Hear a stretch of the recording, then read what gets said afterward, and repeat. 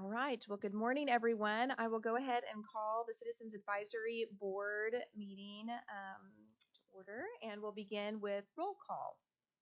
Leslie Nesmith, present. Hannah Royce, present. Erin Engelkey, present.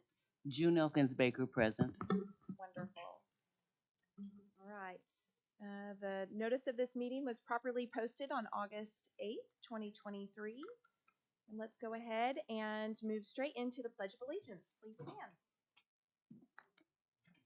I pledge allegiance to the flag of the United States of America and to the republic for which it stands, one nation, under God, indivisible, with liberty and justice for all. All right. Moving straight into the approval of our June 14th meeting minutes. I was not actually present for that meeting, so does anyone have any modifications to those minutes, or can I get motion to approve? I think we have a motion.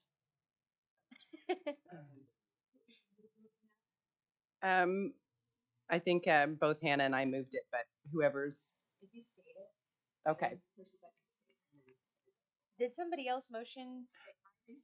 Okay. Oh, Okay. Okay. Well, then I motion to approve our June minutes. And I second.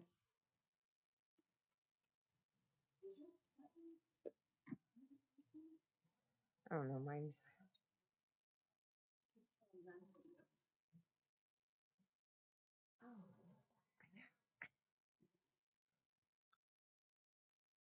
That's why I thought somebody already motioned.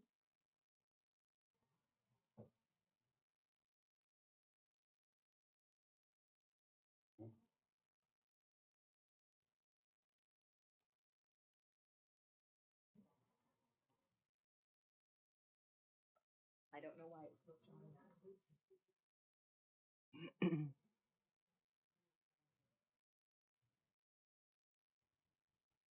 Oh, now. So that second of all? No, I got it. There we go. Yep, that one. We're rodeoing Perfect. now, y'all. Okay.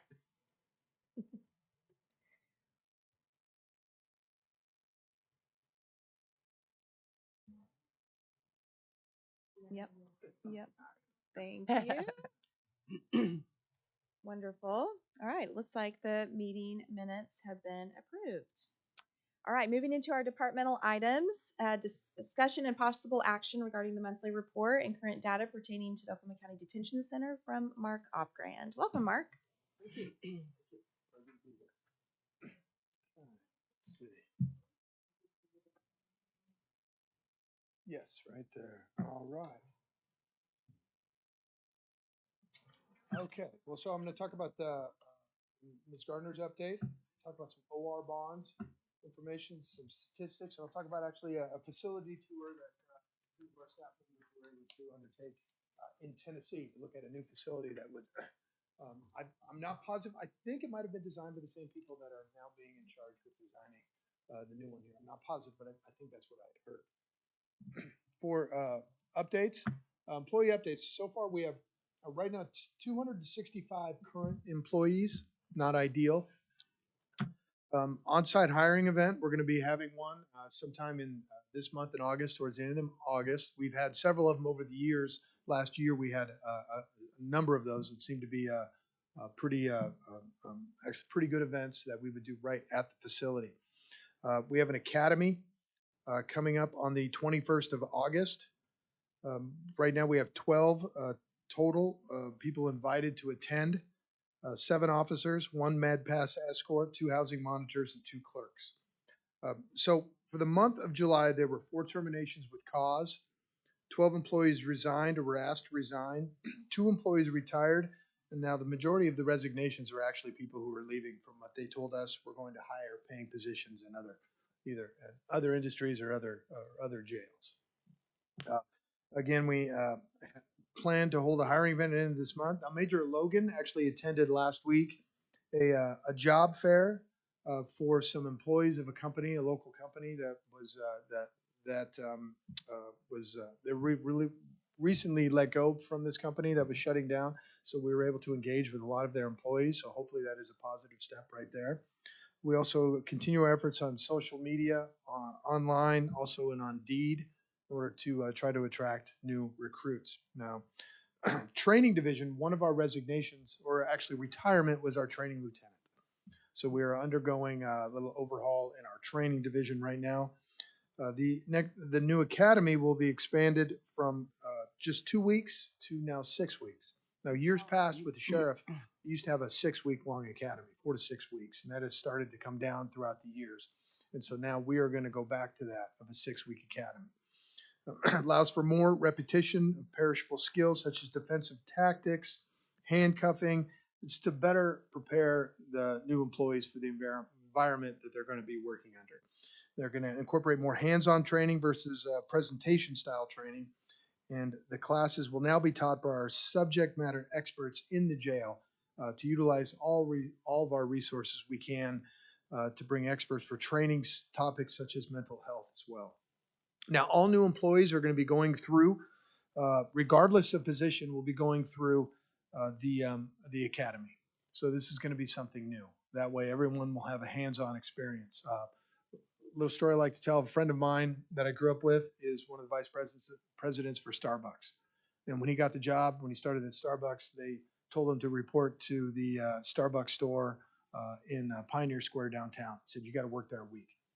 So they took all of their employees, even when their new CEO came in, they have to go to Starbucks. They have to go to a Starbucks and be a barista for at least a week. So then you get a ground level understanding of how the whole operations work. And that's kind of the focus that we're going to be doing here. Getting everybody an idea of this is what you would encounter. This is what those people, you may not be working on that side of the facility, but that's what they're going to be encountering. And then it also gives us a lot more people to utilize. Someone who may have already been trained. They may not have anything to do with the detention side, but they've been trained in doing it. So now we have individuals that can help and respond possibly to any types of a number of situations that we have going on. So that's going to be something going forward. Also, the training is now done at the facility. We used to do it on offsite at MetroTech, but now all the training is done in the facility. So we have utilized their basement. We have a training room set up down there. There is going to be a little bit of expense and also to refab that area. I don't know how much, probably not a lot, but in order to buy equipment and things in order to rehab that area to make it into an on-site training.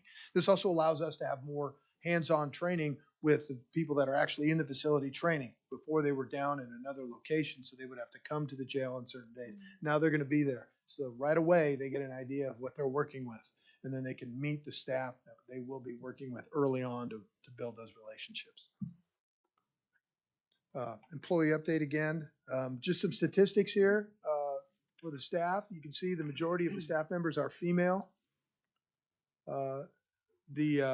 It looks like Gen Z is more, we have more Gen Z employees than others. I did find it interesting on the far right, we do have a pre-boomer in there. So they'd be someone over 77 years old working in the facility.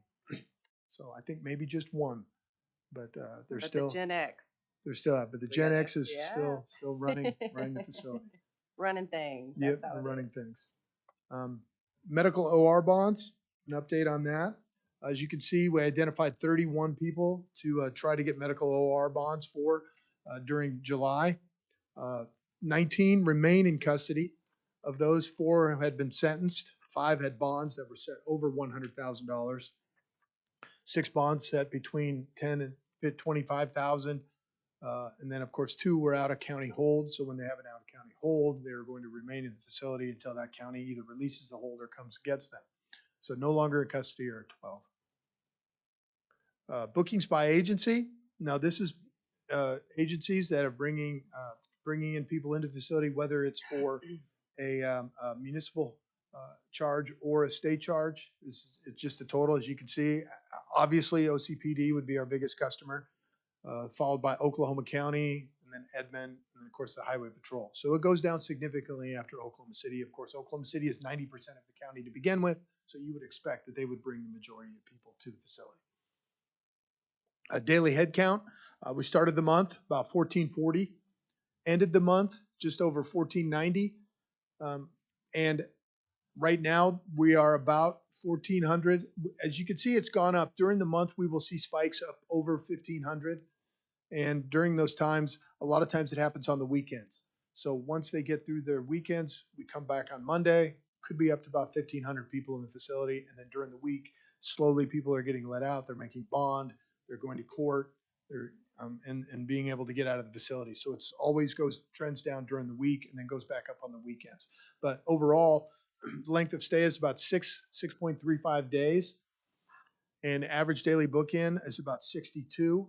I just did the book-in report for yesterday. 77 people were brought in the last 24 hours to the facility. So that trends about right. Now, it seems to be a little bit higher. Of course, it is summer months. So once we get to wintertime, those numbers do go down.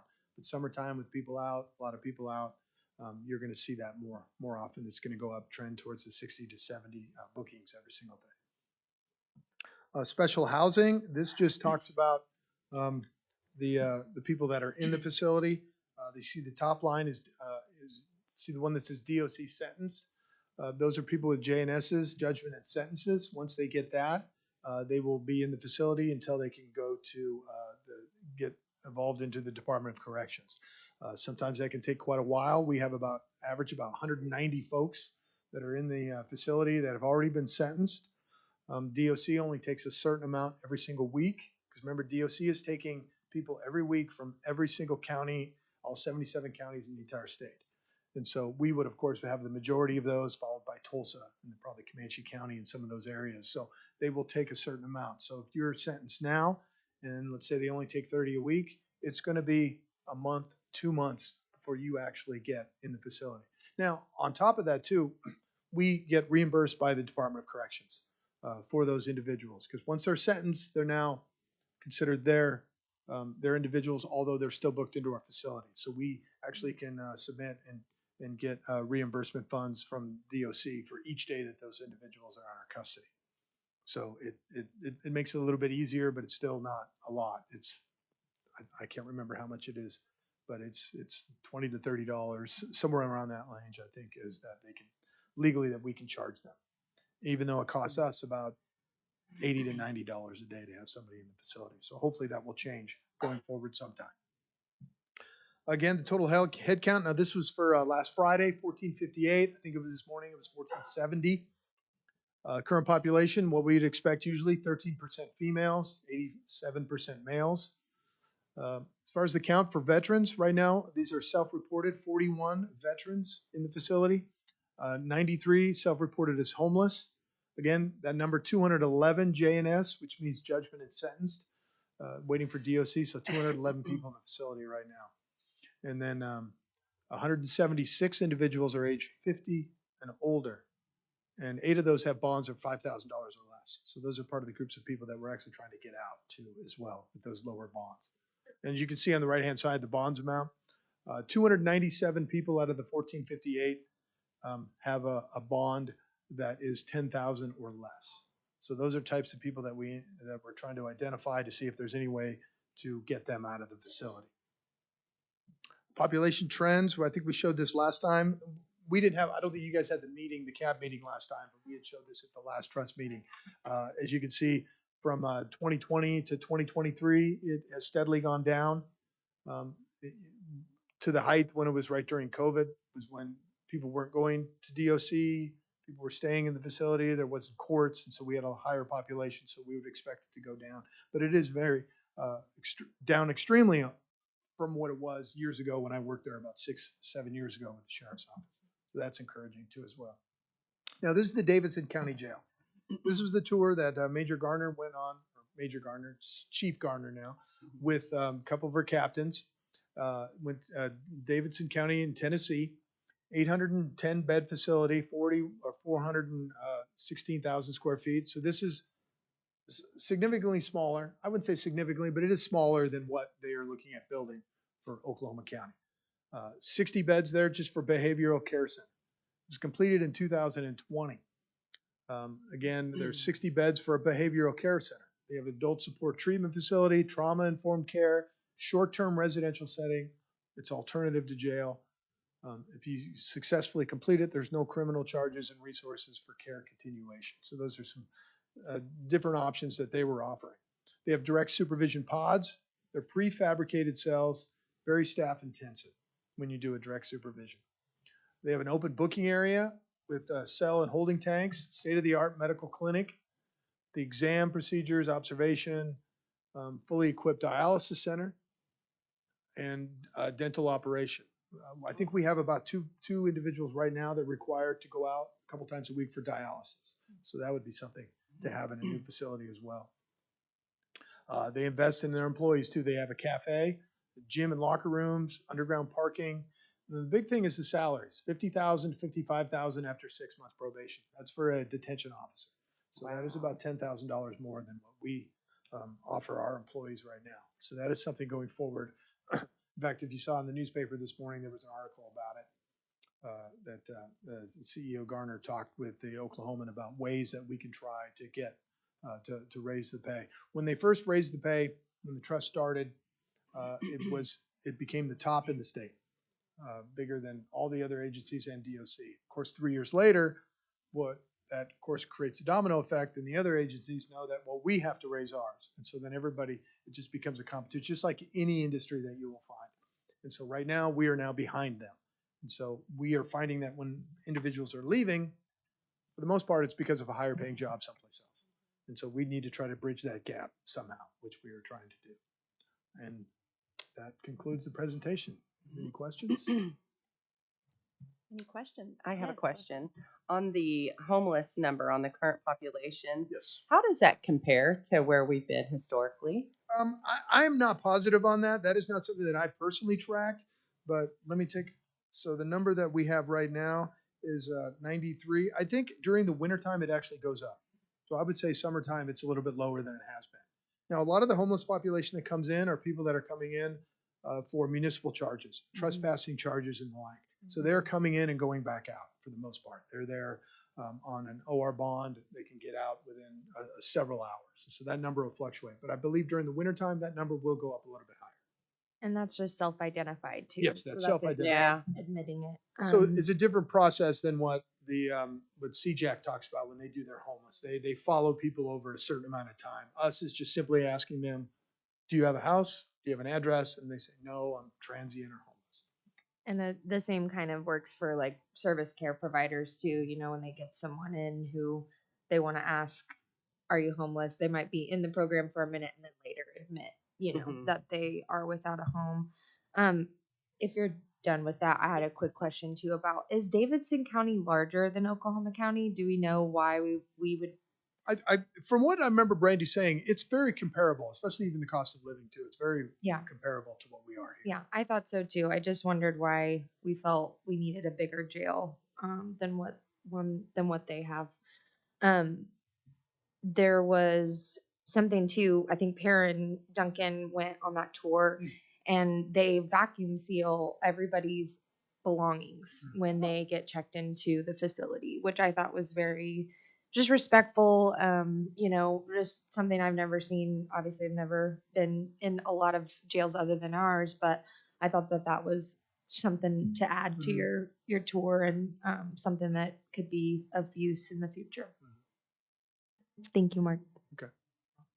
Mark, I do have a follow-up question on the staff side. And as you well know, we have a subcommittee that is dedicated to the recruitment and retention of staff, and something that we all care very much about, and certainly is talked about often here and at the Jail Trust. I know that, you know, we had done a staff surveys. It was around November-ish, and there's a yearning on our behalf to continue to do those staff surveys. Obviously, like, I think when we did that survey, you had like 304 employees, and now we're at what, 280, 265. 265. Like, that's significant, but still warrants the importance of engaging those staff in a survey again, and some intentional focus group conversations. So my question is, and I know that I've had some dialogue with Brandy about this, but I know that there was some turnover in support staff who had previously helped facilitate that staff survey on our behalf. Are you aware if that position has been filled and if there's an opportunity for us to re-engage in that process?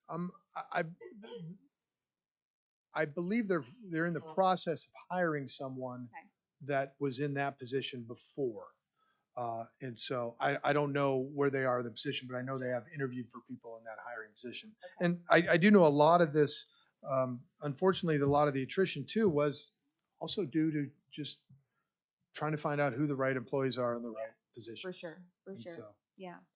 Well, I'm very encouraged to hear about the training process because I do think that it is much more strategic and thoughtful and inclusive of everyone. I do think it's important for everyone to go through the same Yeah. training and even extending that time.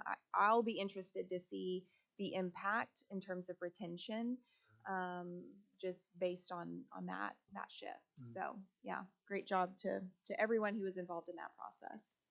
I just have a comment. It was interesting when we did our focus group. A couple of the young ladies who took us around, I got a chance to really talk to them, and they um, prided themselves, and it was obvious to me that they are dedicated staff who see this as a passion. And it's interesting, some of the inmates that we talked to, they kind of validated that. So it's obvious. Yeah. Okay.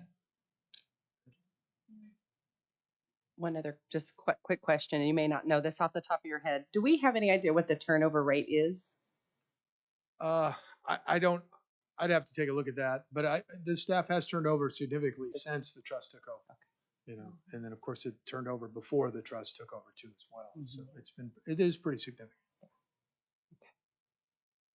Thank you. Any other questions for Mark? Thank you so much for being on the hot seat. Hey, thank you. Anytime. Appreciate it. Anytime. All right. Wonderful. Moving on, agenda item number 3, discussion and possible action regarding the focus groups with detainees at the detention center. And Chair Chris passed along the feedback from the most recent focus groups that were conducted with Chris and my colleague June. I'm going to just kind of give a highlight of those discussions and then allow June an opportunity to extend some additional remarks as well. This focus group was conducted on July 13th. The conversation started with a group of women on the 6th floor. When they entered the pod, all of the women, about 24 individuals, were out of their cells. And the staff asked if they would like to visit with all the women at the same time. And so with that affirmation, they facilitated a structured conversation. Chris does acknowledge that the discussion slipped into a bit of a mob mentality on more than one occasion. For example, if one person expressed concerns about bed bugs, others in the group would immediately jump in to address the issue by stating how they were impacted to a greater degree by the problem. In addition, from time to time, it was difficult to comprehend everyone's comments because people attempted to talk over one another, and ultimately concluded it is more productive to conduct those conversations in smaller groups. I can only well imagine how much these women yearn to be heard, right? Like, let's just acknowledge that. Yeah. Chris did acknowledge that June has the uncanny ability to validate everyone in the room. So well done. Love that. So the women offered the following observations. Number 1, I don't think any of these things are going to be a surprise. We've heard all of these many times. More communication with family members, children, and support networks is needed. The allotted free 5-minute phone call per week does not provide enough time to maintain a healthy connection. The time it takes a loved one to answer the phone, if they are available to talk when the call occurs, equates to about 90 seconds of actual dialogue. Extended lengths of communication or more frequent calls are recommended. Number 2, the women stated more time out of their cell, especially on the weekend, is necessary. Again, we've heard this many times. They reported being allowed out of their cell 2 to 3 days a week for approximately 3 hours per day. Number 3, the women said the quality of the food is okay, but larger portions would be appreciated. They said people are hungry even after they finish a meal. Number 4, bed bugs continue to be a problem. Many of the women stated the problem is getting worse. Number 5, access to health care and mental health care continues to be deficient. 6, more programming and access to more programming is needed inside the detention center. And 7, a better orientation process for new residents would be helpful, especially in relation to utilization of the kiosk and how to make requests to staff. 2 more from the women. Many expressed frustration with the group's sanctions for the actions of 1 or 2 individuals. And then several women communicated improvement in interactions with staff. While some staff treat them better than other staff, there seems to be a collective improvement in the way residents at the jail are being treated. So then one of the women asked June if they could circle up and hold hands. And June said, sure. And within seconds, everyone in the room, including staff, joined together in a big circle. One of the women asked if she could say a prayer. And in essence, this is what she prayed. God, give us the strength to move forward, and thank you for people who care about us. At the conclusion of the time with the women, or the prayer rather, the woman standing next to Chris started crying. He asked if she was okay, and she said, yes, it has been a long time since I felt this connected. Amazing. Great job, June. So next, they visited the men's pod and sat down with 5 men, and here were their inputs. Number 1, the food is good, but portions need to be bigger. One man revealed he is vegetarian and disclosed there is a lack of nutritional options for people with dietary restrictions. Number 2, more time out of their cells is needed, especially on the weekends. The men reported being allowed out of their cells 2 days a week for 2 hours at a time. Number 3, more diversity in spiritual support is warranted. Access to support from Catholic or Protestant faiths are available, but other religious support is limited and or lacking. Number 4, more programming and or more access to programming would be beneficial. 5, more books and a greater selection of reading material would be valuable. 6, the majority of men reported the bedbug situation is improving, although one individual said he still experiences problems with bedbugs. Access to health care and mental health services is severely limited. And finally, this always ends up being the most positive, interaction with staff continues to improve. The men commented that most staff work hard and treat them with respect. Finally, at the conclusion of the convening, one of the men who participated in a previous focus group expressed appreciation for the continued effort to include their voices in improving the atmosphere inside the jail. He expressed gratitude for the leadership of the trust. It's very nice. There's a lot there. Again, hearing a lot of repeat information. I know that Chris and I both feel a desire to package up some really strong recommendations to bring forward to the jail trust so that we can maybe not hear so many of these going forward, right? But June, I would love to give you the opportunity to share any additional thoughts or feedback you have about your time. It was really interesting because when we went into the women's pod, they were all out. And we thought, well, instead of just having them to be sent back to their cells, just go ahead and deal with it. We realized that was a mistake. However, working with women is what I do. So as Chris was doing his thing, I was just going from one to another, just trying to get information that they had to share so that everybody would feel as if that they were being heard. You're right. We heard a lot of the same things. And one of the things that we recognize is that we will never do that again and have them all out at the same time. But we continue to hear some of the same things about the food, about the bed bugs, and about time out of their cell, as well as orientation and the length of phone calls. And I just kind of thought about that on the drive home, just thinking, how many children do they have? And if they have more than 2, as well as the caregiver, it's not enough time. It's not enough time.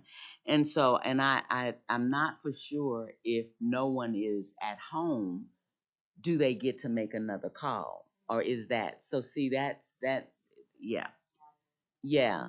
And so that's really that I saw that as a problem. And the men, they felt we heard some of the same things from them. The bed bugs are getting better, staff support. They really talked about, I think in both of them, is that they're looking for diversity and spiritual material, and that's something to really think about because they don't have anything that they feel like that they can turn to. It was really good. I enjoy those. Those are really good information for us. And so we really had a good time. We really had a good time. Any questions for June? I don't have any questions. I just want to piggyback off of, you and Chairman Steele's desire to formalize this. And I know that the trust hears him, but I don't know if they hear him. You feel me? Because they're not going into these focus groups. And I don't know. I'm at a month where I don't have a lot of optimism. And I think going to the focus groups gives me that optimism and kind of renews my desire to be here and to make change. But I've just been a little like bummed about the jail and its condition. I know that there are people that care so much, but like, man, phone calls, right? It seems really, really simple. And to know that like money is such a big factor here um, is hard to think about because I think we make money. I think the jail depends on those phone calls, right? To fill a gap in funding, which is hurting the people that need to make phone calls. And I just, again, for the record, like our county is the only county in Oklahoma without a sales tax for our jail. Mhm. So we passed a big sales tax for a new fancy jail. We passed a new sales tax, or we're potentially voting as a city for a new sales tax for a fancy new arena. I would love to see if leadership is listening to this, anyone in power is listening to this. I would love to see our county ensure that this new jail doesn't see these same problems Right. because of lack of funding, because of no employees that want to stay there and work there. It's just, we can only do so much. We don't hold the power. We can care, we can cry, we can laugh with them, we can hold their hands and pray with them, but we know that no cage is good enough for any of our neighbors, right? We don't want them in there in the first place. So I think that thinking about, I just had to get that off my chest this morning. Like, I really want to do this work and see these things get solved. So whatever we got to do to put it in a formal recommendation or cab book drive or I don't know what those little things are, but man. But what I agree with you. When I left out of there, I think it is so sad because you have mothers and you have daughters in there, and that you think this is important to understand. If I do not have a connection, I have no hope. So it does not matter how I act while I'm in there. Why should I act any differently? Because I have no connections. And those connections are so important. I don't know what we do in order to get people to understand. I've spoken in front of DOC, and my thing is that these individuals are coming back into the community. They're not going to be locked up forever. You're not going to get rid of them forever. So, what do we do in order to help them to reintegrate back into their communities better than when they came out of them? And I think that's something we just have to we have to get not only heard but understood. So when you listen to me to understand. Don't listen to me to respond. And I think somehow or another we have to go to the next page. What I saw in both instances were people that were in a difficult situation for whatever the reason it is. And what I saw from them was such gratitude that somebody was coming in to hear them, to hear them. And so we have to figure out how to take what we see to a higher level and for individuals to try to figure out how to make this better. A new jail doesn't do any good if we are still doing the same thing. It just means it's pretty, and that's okay, but it's not doing anything.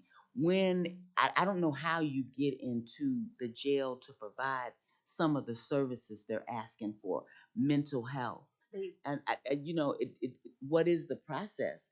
Because we have agencies out there that I don't know why they're not in there. I don't know why. Lack of staff.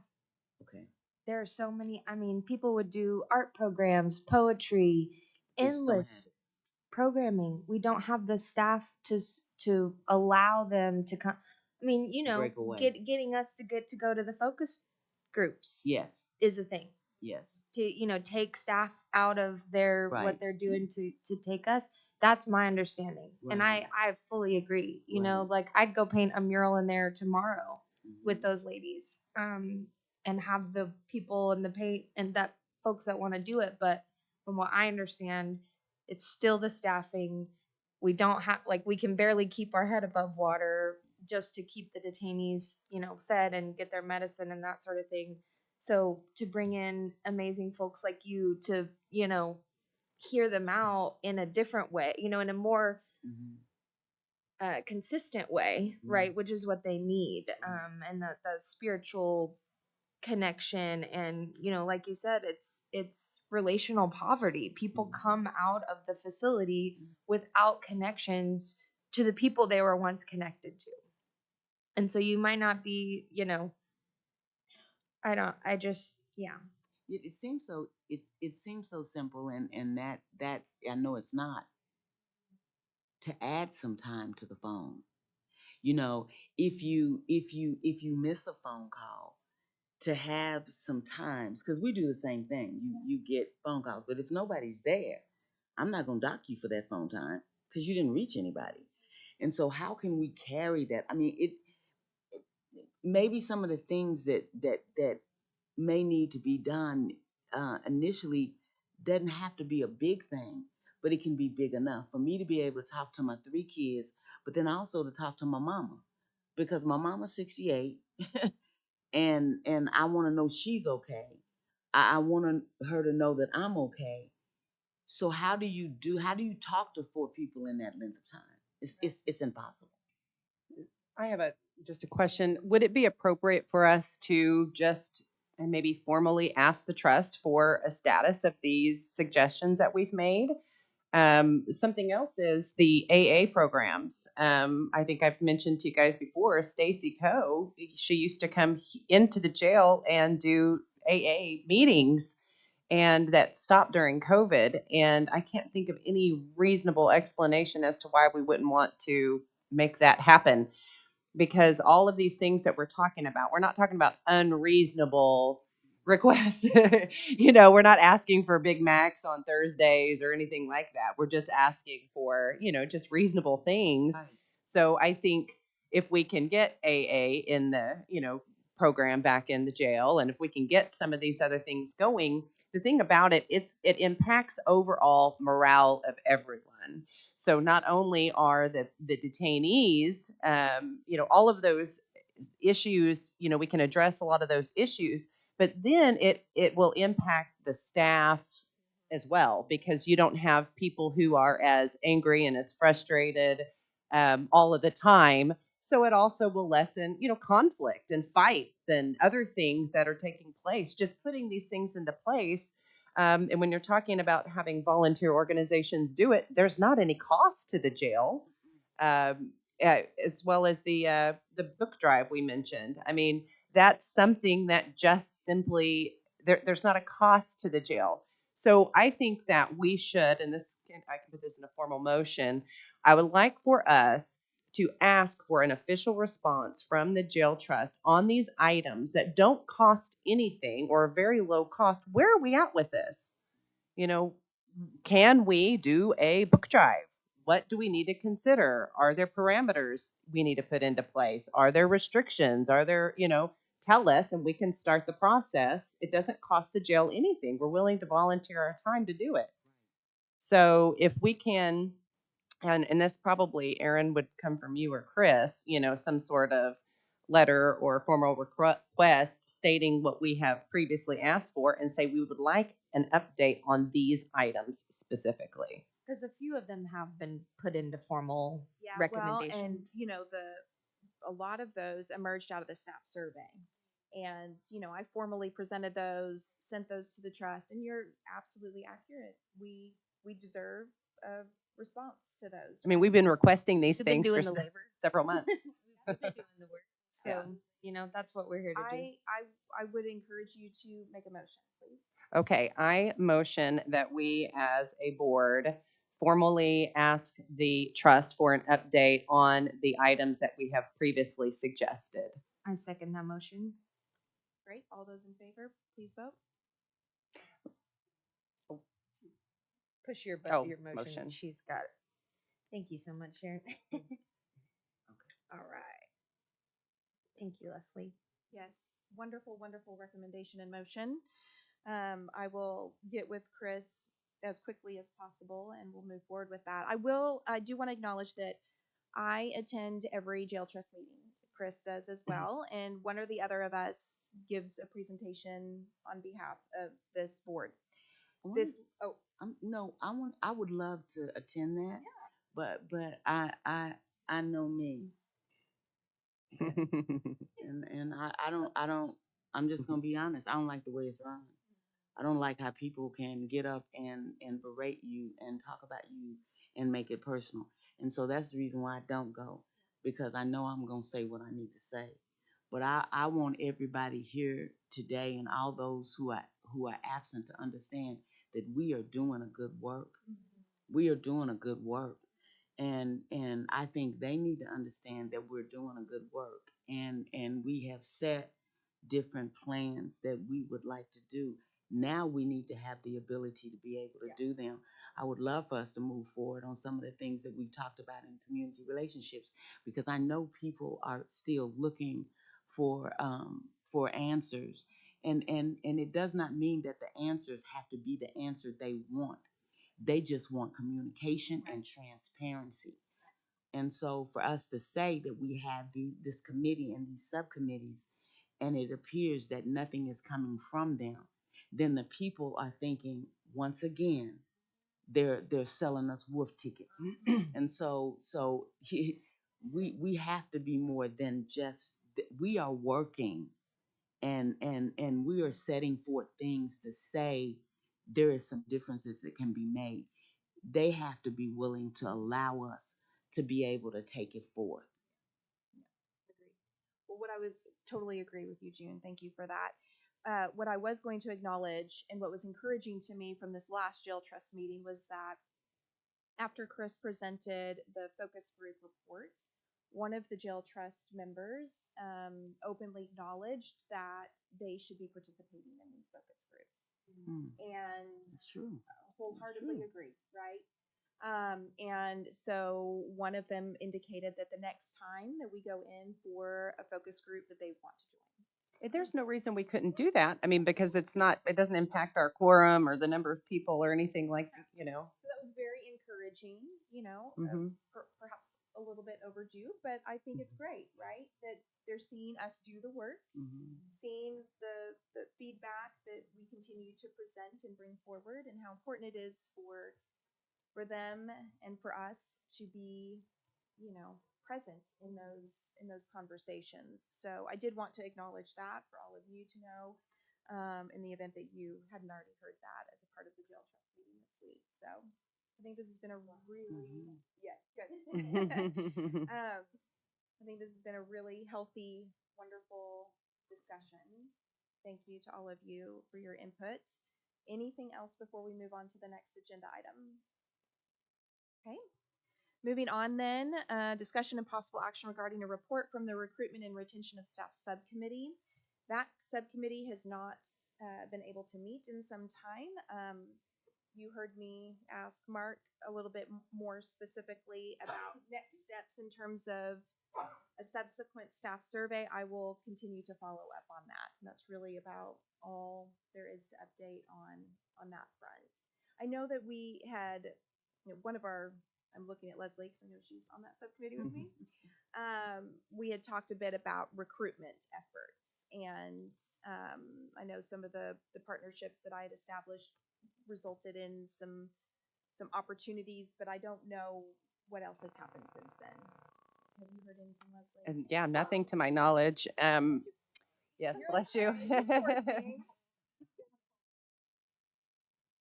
No, one thing that I don't know of any progress that has been made on that, but that is another area that I just wonder if it makes sense for those of us who are on these subcommittees, just as we are doing the focus groups and visiting with the detainees, is there any reason we couldn't also participate in some of the meetings? You know, I think it makes sense. I mean, I would like to be in the meeting where they're talking about recruitment formally, because I think that we could, you know, be a meaningful voice in that conversation, you know. So I don't know what that would take if we could participate in those actual staff meetings where we could say, hey, here's some thoughts we have. Because sometimes, you know how it is when you have your group and you just kind of end up in this echo chamber, you know, and then someone comes from the outside and it's like, holy cow, we didn't even think about that. So I think that would be good too if there is a way for us to. I assume that would need to go to CEO Garner, maybe that request. So I can put that in motion form if it would be helpful. So I'd like to make a motion that we request of CEO Garner to allow members of our CAB and or subcommittee on the various subcommittees to maybe attend a meeting or two that's pertinent to that uh, subcommittee, if that makes sense. Just to be eyes and ears there, and then we can come back to this board and report what we learned. And to be clear, you are referring to any subcommittee regardless of the focus.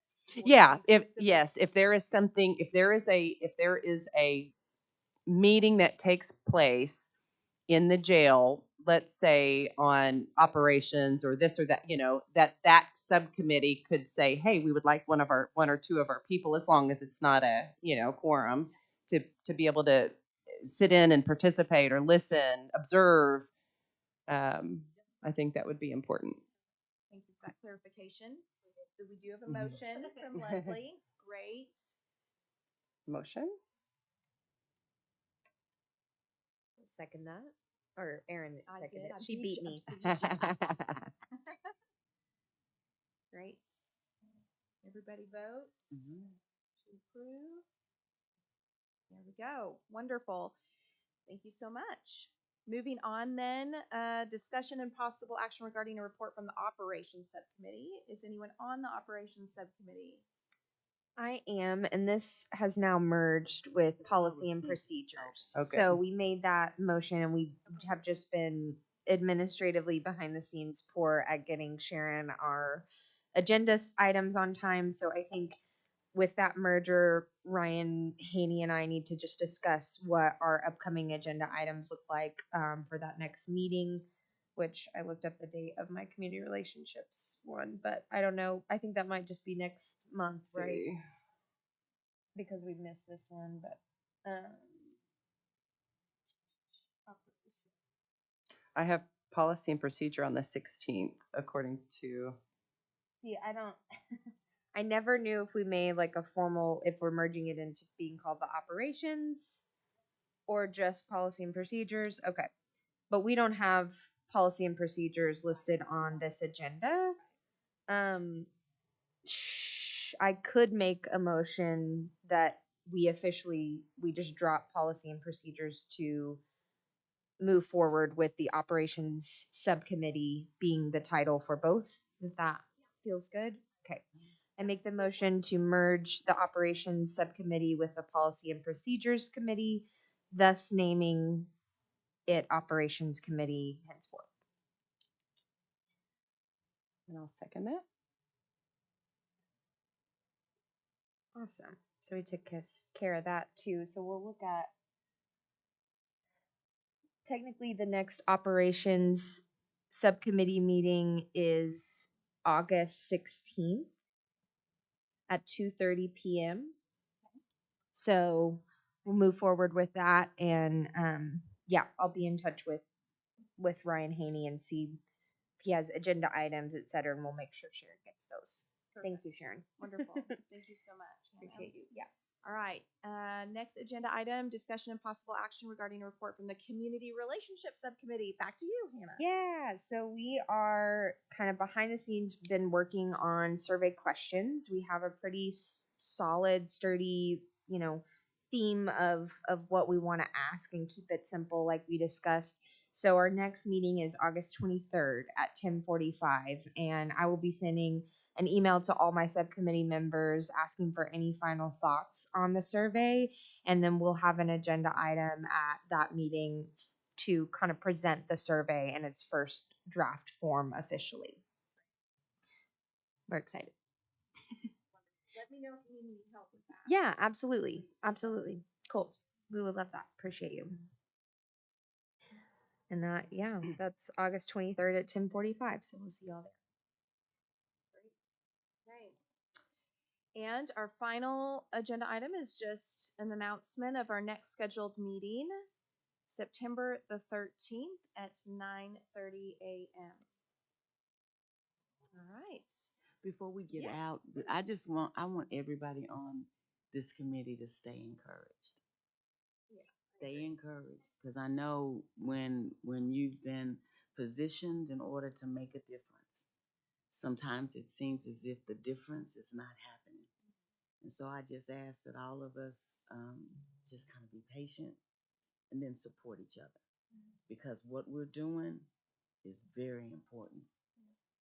And so but I know sometimes, but stay encouraged and let's support one of each other, one another, so that when I'm down, I can lift you. And you always do, Miss June. Thank So- you so much. So, yeah, I let's stay appreciate encouraged. that. This is important work Let's that do we're it. trying to do. Yeah. And it is making a difference. I mean, I know sometimes it feels like we need to make the big change now for everyone, but I think recognizing that the work that we've done has actually impacted 1, 2, 3, 4, 5 people, right? And that seems so small, but those 1, 2, 3, 4, 5 people matter, and they have value and worth, and we're starting there, and that ripple effect is so huge.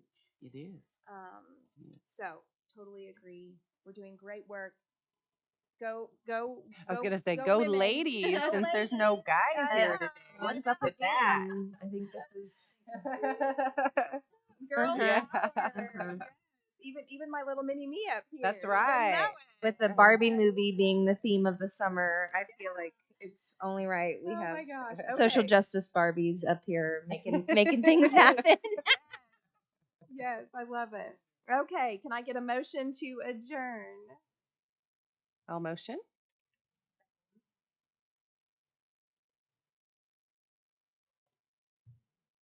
Oh, Elin, do you want to do the honors? Say, we are adjourned. Do it. One time. We are adjourned.